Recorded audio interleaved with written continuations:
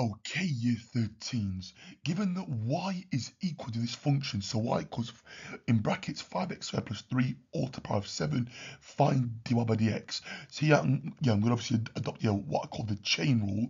So it's a function within a function. Okay, so the key here is the power comes down the front of the bracket as a multiplier. So we're going to do 7 brackets 5x squared plus 3.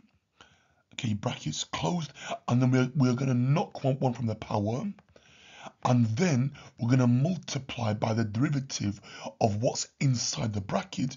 So the derivative of that becomes 10x. I'm going to multiply this by 10x, which is the derivative of 5x squared. Obviously, constants go to 0, so this just simplifies to 70x brackets 5x squared plus 3 all to the power of 6. And that, guys, is my final answer.